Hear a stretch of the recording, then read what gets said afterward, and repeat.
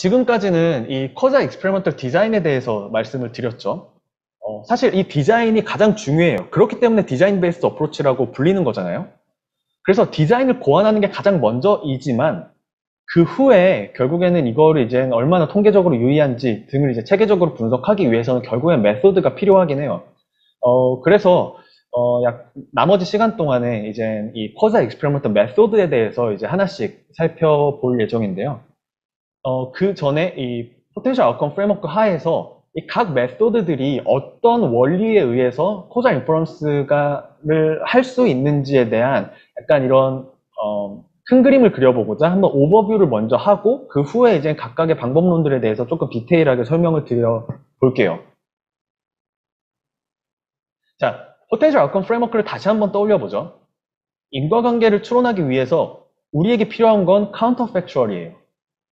트리트먼트 그룹에서 만약 그 트리트먼트를 받지 않았다면 어땠을까? 라는 이 잠재적 결과인 카운터 팩추얼이 우리는 필요한 거예요.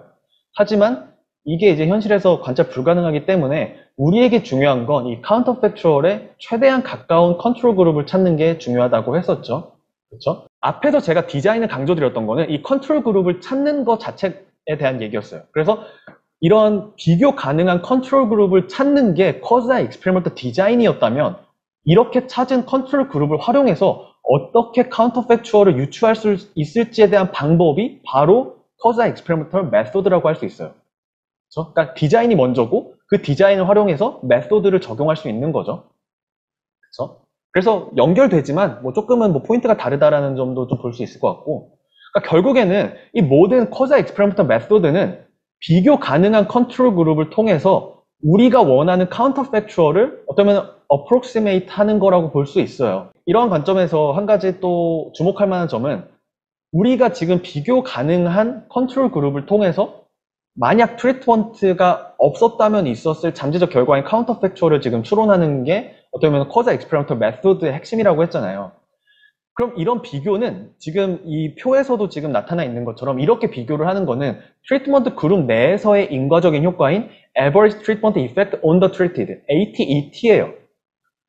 그러니까 다시 말해서 대부분의 커자 익스페리먼털 메소드에서 우리가 실제 데이터를 통해서 추정하는 거는 대부분 ATET예요. 그래서 엄밀히 말하면 그 반대의 경우, 즉 컨트롤 그룹에서 만약 트리트먼트가 있었다면 어땠을까? 이러한 카운터 팩처를 추측하는 거는 데이터를 통해서 직접 추정하는 건 아니고 이러한 역관계가 성립하기 위해서는 이 트리트먼트 그룹과 컨트롤 그룹이 서로 굉장히 비슷해서 서로 역할을 스위치해도 동일한 결과가 있었을 거라는 가정 하에서 ATE, 그러니까 Average Treatment Effect, 그러니까 컨트롤 그룹에서의 효과까지도 추정하는 거예요. 그러니까 이렇게 컨트롤 그룹에서의 효과까지 추정을 하면은 종합해서 그 전체 샘플에서의 Average Treatment Effect, ATE가 되는 거죠.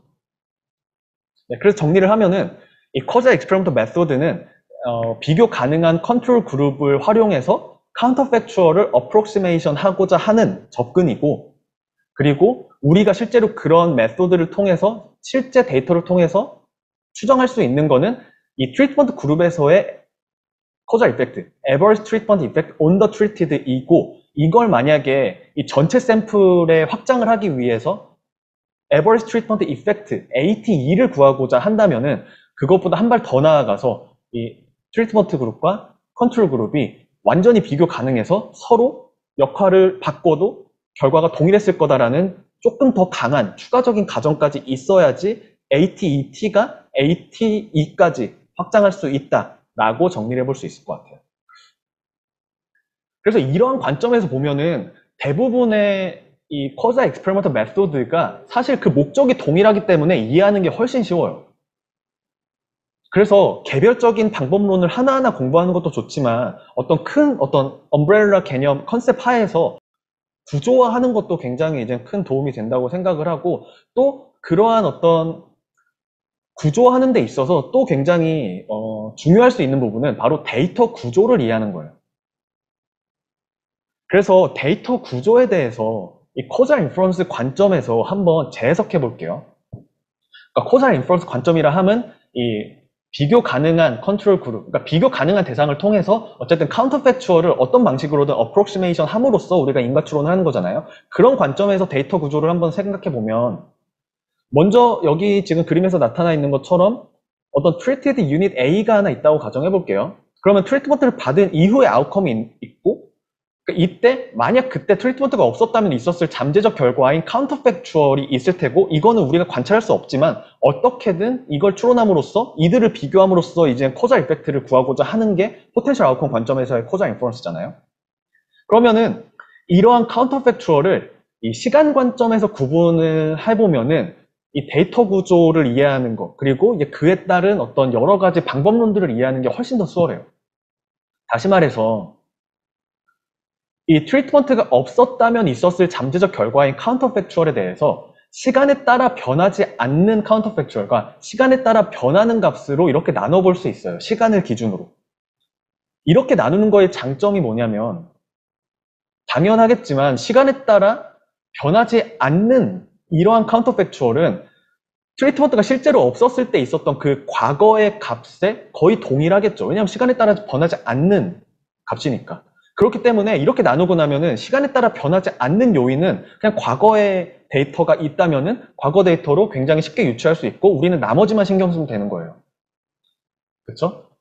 이런 관점에서 보면, 코자 인퍼런스 관점에서 데이터 구조를 이해하는 첫 번째 포인트는 트리트먼트 전후의 데이터를 관찰할 수 있는 롱디튜디널 데이터가 어떤 트리트먼트 받은 이후의 특정 시점의 데이터만 있는 크로스 섹셔널 데이터보다 인과 추론 관점에서는 훨씬 더 유리하다고 볼 수 있어요. 이제 카운터팩추얼을 어프록시메이션 한다는 관점에서는 충분히 이제 어느 정도 조금 공감되시죠?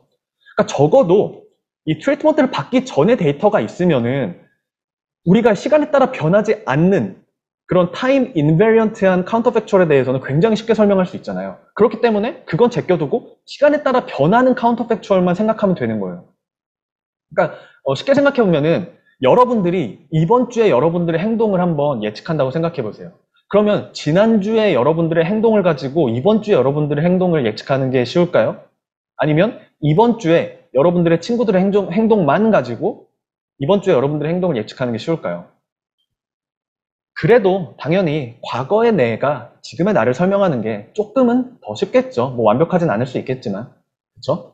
그래서 첫 번째로 데이터 구조 관점에서 조금 염두에 두면 좋은 부분은 어쨌든 이 카운터팩추얼을 어프록시메이션 한다는 측면에서 이 트리트먼트 전후의 데이터가 모두 있으면은 훨씬 더 유리한 측면이 있다라는 거고, 그리고 두 번째는 이 트리트먼트 전후의 데이터를 모두 활용할 때에도 이 트리트먼트 그룹에서의 전후 데이터만 있는 경우도 있고, 그 전후에 컨트롤 그룹에서의 데이터까지 있는 경우도 있어요. 그래서 전자의 경우를 흔히 이제 타임 시리즈 데이터라고 하고, 후자의 경우를 이제 패널 데이터라고 해요.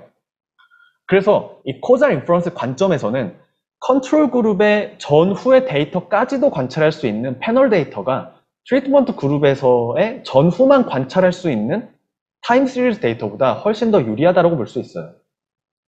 그러니까 카운터팩추얼 어프록시메이션이라는 측면에서 보면은 너무 명확하잖아요. 그렇죠? 좀 예를 들어보면 훨씬 더 와닿으실 것 같은데, 예를 들어서 이번 주에 제가 할인 쿠폰을 받았어요. 어떤 모바일 할인 쿠폰을 받았다고 생각을 해볼게요. 그리고 제가 이번 주에 우산을 샀어요. 그리고 이 쿠폰을 받은 게 그 제품 구매로 이어졌는지 인과적인 효과를 평가해 본다고 해볼게요. 그러면 이번 주에 우산을 산 거는 액추얼 아웃컴이에요. 실제로 내가 샀어요. 그럼 이번 주에 만약에 그 쿠폰이 없었다면 있었을 그런 잠재적 결과를 추론함으로써 그 차이를 통해서 어떤 쿠폰의 인과적인 효과를 추정하는 거잖아요. 그러면은 만약 이런 상황을 생각해 볼게요. 만약에 지난주에 날씨가 그냥 계속 화창했어요. 근데 이번 주에는 비가 내렸어요. 근데 지난주에 저의 행동은 날씨가 화창했었기 때문에 우산을 구매할 것 같은 행동을 전혀 보이지 않았겠죠. 그렇죠? 그러니까 지난주에 저의 행동만 가지고 이번 주의 행동을 예측했다면, 이번 주에 만약에 쿠폰이 없었다면 우산을 구매하지 않았을 거라고 카운터팩추얼을 예측할 가능성이 높을 거예요. 그렇죠? 지난주에 저만 본다면은. 그러면은 카운터팩추얼은 쿠폰이 없었다면은 우산을 구매하지 않았을 거라고 예측했으니까, 근데 실제로는 우산을 구매했으니까 이 쿠폰의 인과적인 효과는 매우 크게 나타나겠죠. 그렇죠? 근데 이번 주에 비가 오기 때문에 쿠폰을 받지 않은 다른 친구들, 그러니까 컨트롤 그룹이죠. 이런 컨트롤 그룹을 생각해 보면은 이런 쿠폰을 받지 않은 컨트롤 그룹에서는 이번 주에 비가 왔기 때문에 이미 우산을 샀을 거예요. 그러니까 이러한 컨트롤 그룹에 있는 사람들의 행동까지도 고려해서 이번 주에 저의 행동의 카운터 팩추얼을 예측한다면 만약 이번 주에 저는 쿠폰이 없었더라도 이번 주에 우산을 구매했을 거라고 카운터 팩추얼을 추정하게 될 가능성이 높겠죠. 그러면은 쿠폰이 없었더라도 우산을 구매했을 거니까 쿠폰이 있을 때 우산을 구매한 거는 쿠폰의 효과라고 볼 수 없겠죠. 그쵸? 그러니까 이렇게 이 카운터 팩추얼 그리고 이제 포텐셜 아웃컴 프레임워크에서의 인과 추론을 하는 게 이런 식으로 이제 구성이 되는 건데 어떤 추정이 더 합리적인 추정일지에 대해서는 아마 여러분들이 더 잘 느끼시지 않을까 생각을 합니다. 그래서 종합해보면 코자 인프런스 관점에서 데이터 구조에서 중요한 거는 첫 번째로 이 트리트먼트 그룹에서 트리트먼트 전후의 데이터가 모두 있는 게 좋고 두 번째는 트리트먼트 그룹뿐만 아니고 컨트롤 그룹에서도 전후의 데이터가 모두 있는 게 이 인과추론 관점에서는 굉장히 유리하다라는 거를 우리가 이제 좀 염두에 둘 필요가 있어요. 그래서 실제 데이터를 가지고 분석하는 입장에서는 첫 번째, 내가 가지고 있는 데이터의 특성이 뭔지 그리고 그 데이터를 통해서 어떻게 분석할지 사실 이 두 가지가 제일 중요하고 어떤 면에서 관심사잖아요. 그래서 데이터 구조의 특성에 따라서 어떤 방법론이 더 적합할지에 대한 어떤 플로우 차트를 한번 그려봤어요. 물론 이게 모든 상황에 완벽히 들어맞는 건 아니겠지만 당연히 어떤 연구를 디자인하거나 아니면은 데이터 분석 초기에 어떤 데이터 구조라던가 아니면 분석 방법론 등을 이제 고려해 볼 때는 어떤 출발점으로서는 충분히 도움이 될 수 있지 않을까 생각을 합니다. 먼저 이 부트캠프 첫 번째 시간에 가장 강조했던 것 중에 하나는 이 코자 인퍼런스와 프리딕션의 분석 목적의 차이였어요. 그렇죠? 그래서 뭐 다른 거 데이터를 들여다보기 전에 데이터를 분석하는 목적이 코자 인퍼런스인지를 먼저 따져봐야 돼요. 그렇죠? 그리고 일단은 이 워크샵은 코자 인퍼런스에 대한 워크샵이니까 우리의 목적은 코자 인퍼런스라고 가정을 할게요. 그리고 만약 우리의 목적이 코자 인퍼런스라면은 이 랜덤 어사이먼트, 무작위 배정이 가능한지 여부를 따져보는 게 첫 번째일 거예요. 만약 그게 가능하다면 고민의 여지 없이 코자 인퍼런스의 골드 스탠다드인 Randomized Control Trial, RCT를 선택하는 게 최선의 선택일 거예요. 왜 그런지에 대해서는 이미 지난 시간에 설명을 드렸기 때문에 여기서는 이제 RCT에 대해서는 더 얘기하진 않을 거고 하지만 이젠 이런 랜덤 어사인먼트가 불가능하기 때문에 이제 골칫거리겠죠. 그래서 이게 불가능하다면 이젠 랜덤 어사인먼트 없이 이 트리트먼트 그룹과 컨트롤 그룹이 어떻게 선택되는지에 대한 메커니즘에 대해서 이제 생각을 해 봐야겠죠. 그러니까 다시 말해서 제가 이제 초반에 소개를 드렸던 이런 리서치 디자인 있죠. 이렇게 우리가 원하는 인과관계를 잘 분석할 수 있는 리서치 디자인을 찾을 수 있는지를 따져보는 게 그 다음 단계일 거예요. 그리고 만약에 이런 리서치 디자인을 찾을 수 있다고 한다면 트리트먼트 그룹과 컨트롤 그룹을 아는데 그 데이터가 다 관찰 불가능한 경우도 있을 거예요. 컨트롤 그룹의 데이터는 없고 트리트먼트 그룹의 데이터만 있는 경우도 있겠죠. 그런 경우에는 이 트리트먼트 그룹에 대해서 이 트리트먼트 전후의 데이터가 관찰 가능한지를 봐야 되는데 만약 이게 불가능하다면 그거는 사실 인과추론 자체가 불가능한 상황이라고 보는 게 맞을 거예요.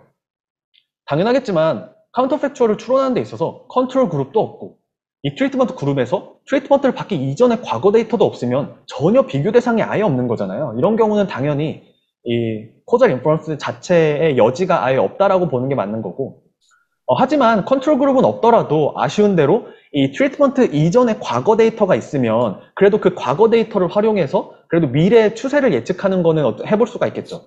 그래서 그런 방법을 Interrupted Time Series Analysis라고 불러요.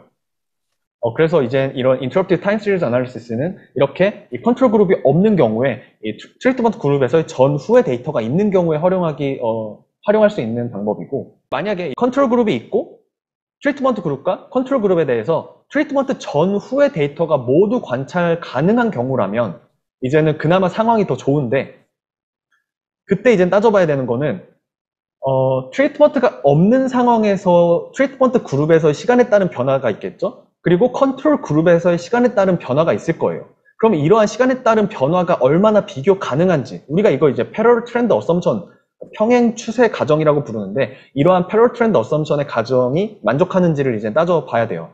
그리고 그게 만족하면 difference in differences, 이중차분법이 최선의 방법론이 될 거예요. 근데 사실 이게 이제 패럴 트렌드 어썸션이 만족하지 않는 경우도 분명히 있을 거예요. 왜냐하면 연구자가 임의로 무작위 배정으로 이렇게 트리트먼트 그룹과 컨트롤 그룹을 나눈 게 아니기 때문에 이러한 어떤 평행 추세 가정이 만족하지 않는 경우도 있어요. 그럴 경우에는 지난 시간에 배웠던 이 매칭을 통해서 이 컨트롤 그룹과 트리트먼트 그룹의 특성을 좀 더 유사하게 만들어서 이러한 어떤 패럴 트렌드 어썸션을 충족하면서 DID를 이제 분석을 하는 경우도 있고, 아니면 이제 좀 이따 더 언급을 드릴 이제 신테틱 컨트롤이라는 방법을 활용할 수도 있을 거예요. 그런데 이 트리트먼트 그룹과 컨트롤 그룹 데이터가 다 있는데 트리트먼트 전후의 데이터가 없어요.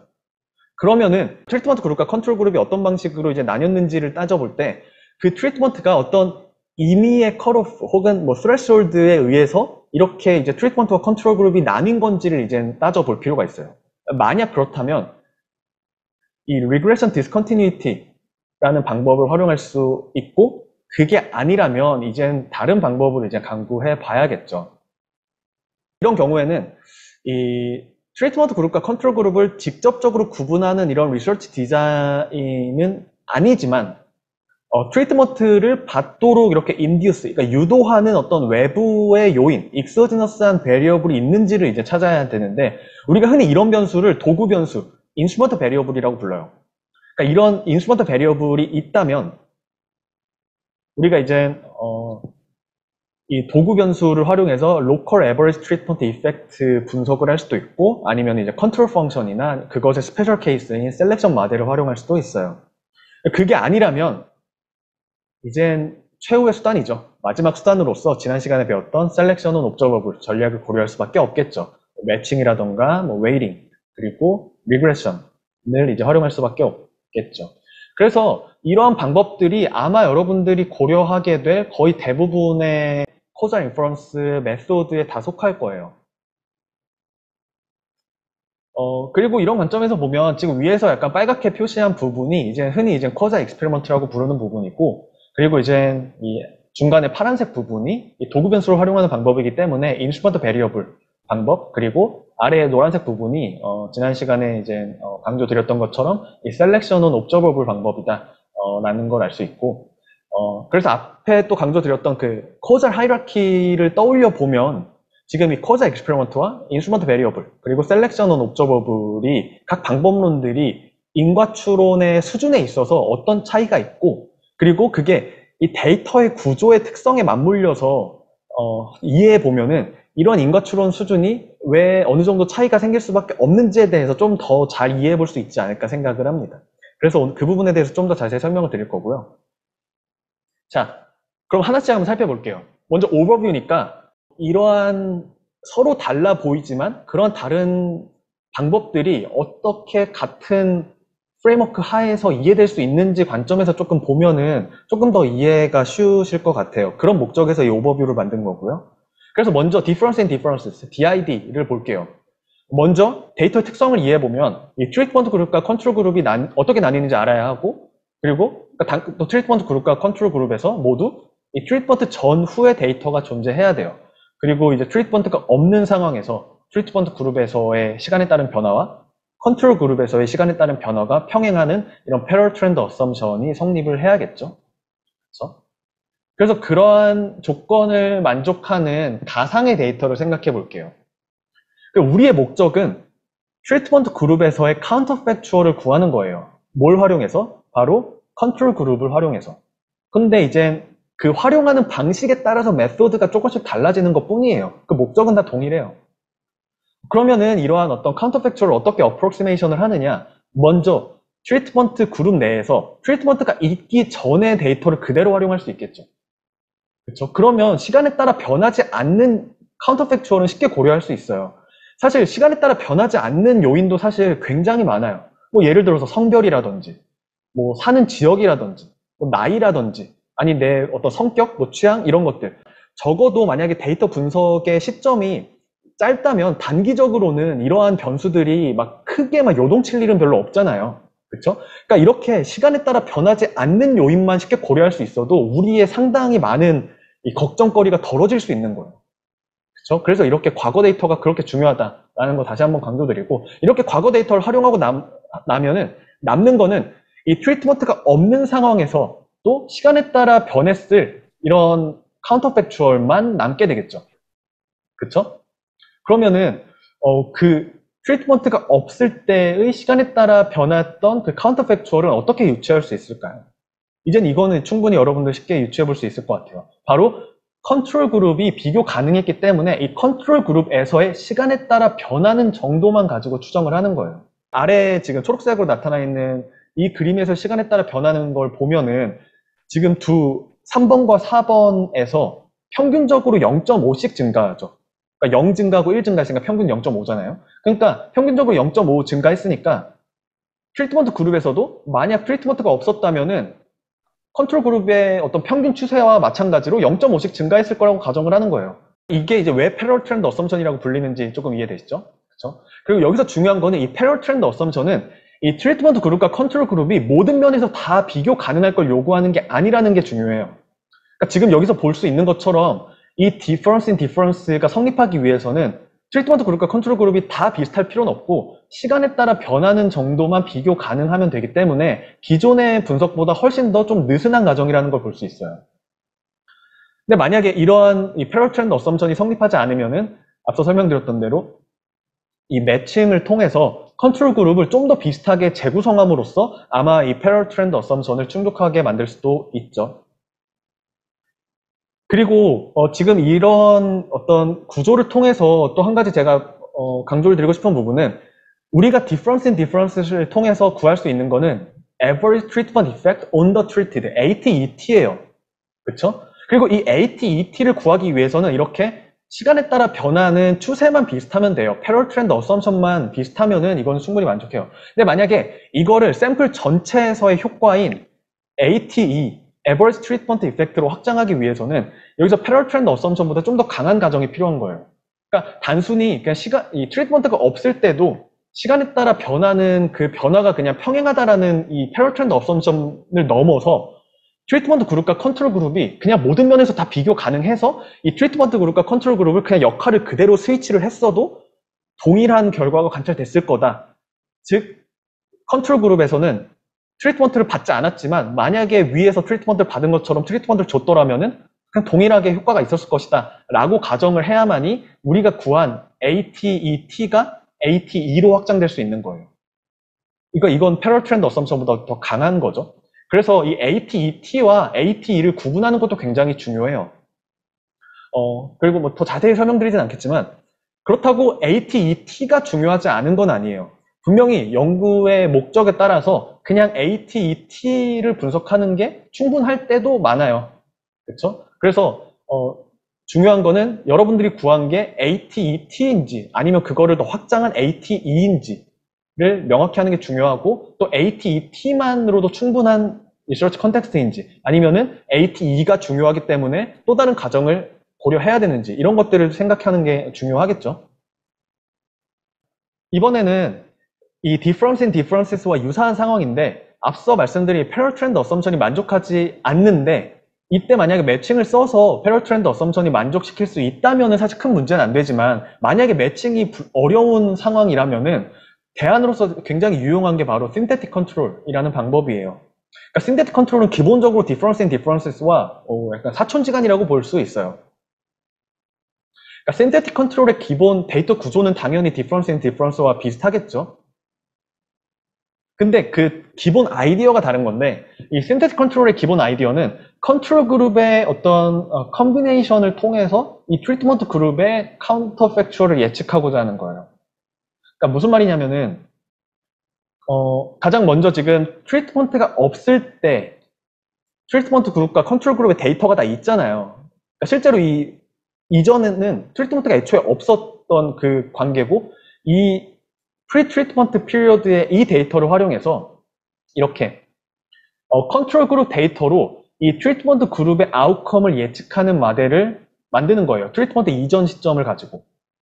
그래서 예를 들어서 지금 그러니까 이거는 굉장히 심플하게 그냥 어떤 가상의 예시에 불과하지만 직관적으로 보면은 1번 유닛에 대해서는 지금 3번 유닛 곱하기 1 그리고 4번 유닛 곱하기 0으로서 이렇게 어프로크시메이션을 할 수 있고, 그리고 2번 유닛에 대해서는 3번의 컨트롤 유닛에 곱하기 0 그리고 4번의 컨트롤 유닛에 곱하기 1, 이러한 어떤 조합으로 우리가 이젠 이러한 트리트먼트 그룹이 트리트먼트가 없었을 때 값을 이렇게 예측할 수 있다라는 거를 생각해 볼 수 있잖아요. 그렇죠? 그러면은 이러한 예측 모델을 활용해서 트리트먼트가 있는 이후에 컨트롤 그룹의 값을 바탕으로, 그러니까 이 예측 모델이라는 건 트리트먼트가 없는 상황에서 컨트롤 그룹이 트리트먼트 그룹을 어프록시메이션을 하는 모델이었잖아요. 그러니까 이거를 가지고 카운터 팩추얼을 확장할 수 있다고 보는 거예요. 그러니까 익스트라폴레이션 할 수 있다고 보는 거예요.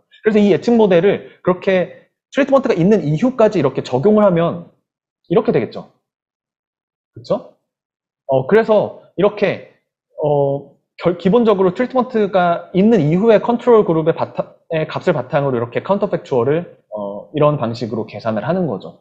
그러니까 접근은 사실 디퍼런스 인 디퍼런스와 좀 다르지만 그 목적에서는 동일하다라는 게 어느 정도 조금 이해되시면은 좋을 것 같아요. 이 신데틱 컨트롤의 큰 장점 중에 하나는 이 디퍼런스 앤 디퍼런스에서처럼 이런 패럴 트렌드 어썸션이 만족하지 않아도 컨트롤 유닛을 잘만 조합하면은 이 트리트먼트 유닛을 잘 예측할 수도 있고, 그렇다면 이런 패럴 트렌드 어썸션 없이도 이런 average treatment effect on the treated, ATET를 구할 수 있다라는 거예요. 그래서 이거 말 그대로 오버뷰니까 완벽하게 이렇게 데이터가 굉장히 심플하지만 어쨌든 이런 큰 그림을 가지고 뒤에서 또 자세하게 더 말씀을 드릴게요. 그러니까 이 디퍼런스 인 디퍼런스와 신데틱 컨트롤이 뭐가 다른지 조금 더 설명을 드리면은, 지금 이 데이터 구조로 보면은 이게 디퍼런스 인 디퍼런스가 적용될 수 있는 데이터 구조라는 거 이제는 충분히 이해되시죠? 그쵸? 그리고 이제 한 개의 트리트먼트 펌이 있고 지금 4개의 컨트롤 펌이 있어요. 그리고 트리트먼트 전후의 데이터가 다 있죠. 그쵸? 그리고 이때 이 컨트롤 그룹에서의 타임 트렌드를 전부 다 활용을 하는 게 일반적인 디퍼런스 인 디퍼런스이고, 그런데 만약에 이 지금 컨트롤 그룹 4개의 펌에서 이 패럴 트렌드 어썸션이 아마 얼핏 봐도 지금 성립하지 않잖아요. 그러니까 그럴 때 그나마 특성 유사한 컨트롤 펌만 매칭을 해서 그것만 가지고 분석을 하는 DID도 고려할 수 있어요. 그래서 일반적으로 이 디퍼런스 인 디퍼런스 분석에서 매칭이 자주 이렇게 결합돼서 활용되는 이유도 바로 이런 패럴 트렌드 어썸션을 충족시키기 위한 보조적인 수단이라고 볼 수 있어요. 그래서 지난 시간에 이런 매칭은 단독적으로 이 셀렉션 온 옵저버블로서 활용될 수도 있지만 일반적으로 더 많은 경우에 이러한 어떤 코자 익스페리먼털 메소드에 결합돼서 보조적인 수단으로 많이 쓰인다고 했는데 아마 이게 대표적인 예시겠죠. 그런데 지금 여기서 보면은 이런 경우 지금 트리트먼트 그룹도 1개밖에 없고 컨트롤 그룹도 4개밖에 없어서 숫자가 충분하지 않기 때문에 아무리 비슷한 걸 매칭해도 지금 패럴 트렌드 업섬션이 성립하지 않죠. 펌2가 가장 비슷해 보이긴 하지만 그럼에도 불구하고 이 패럴 트렌드 어썸션이 성립하지 않아요. 그렇죠? 이럴 경우에 이제 신테틱 컨트롤을 이용할 수 있는 건데 각각의 컨트롤 펌은 지금 비교 가능한 게 하나도 없어요. 그래서 매칭을 해도 이게 이제 비교 가능하지 않아요. 그러니까 패럴 트렌드 어썸션이 만족하지 않아요. 그런데 펌2와 펌3를 적절하게 컨비네이션을 했더니 트리트먼트 펌과 비슷한 비교 가능한 어떤 가상의 통제 집단인 신테틱 컨트롤이 만들어질 수 있다는 거예요. 그거를 약간 이렇게 일러스트레이션 하면 다음과 같겠죠. 그러니까 펌 2, 3, 4, 5는 그러니까 실제 펌은 비교 가능한 게 없었는데 펌 2와 펌 3를 조합해서 가상의 통제 집단을 만들었더니 실제로 이 트리트먼트가 없을 때는 이젠 트리트먼트와 완전히 동일해졌죠. 그리고 그러니까 이게 이제 어쩌면 카운터 팩추얼을 예측할 수 있는 신데틱 컨트롤이라고 보는 거고, 이것과의 어떤 트리트먼트 이후의 차이를 통해서 코자 이펙트를 구하고자 하는 게 바로 신데틱 컨트롤 방법이다 라고 보실 수 있을 것 같아요. 그래서 이러한 간단한 어떤 일러스트레이션을 통해서 이 디퍼런스 인 디퍼런스와 그리고 이제 신데틱 컨트롤이 어떤 면에서 차이가 있고 또 어떤 데이터 구조에서 활용할 수 있는지 등에 대해서 조금 감만 일단은 조금 잡으시면 좋을 것 같고요. 마지막으로 이제 고려할 수 있는 거는 Interrupted Time Series Analysis인데, 그러니까 컨트롤 그룹 데이터는 없고 트리트먼트 그룹의 전후 데이터만 있는 경우예요. 결국에는 근데 목적은 사실 동일해요. 이 트리트먼트 그룹에서의 카운터 팩추얼을 예측하는 게 결국에는 목적이었기 때문에 우리가 신thetic 컨트롤에서는 이걸 어떻게 했냐?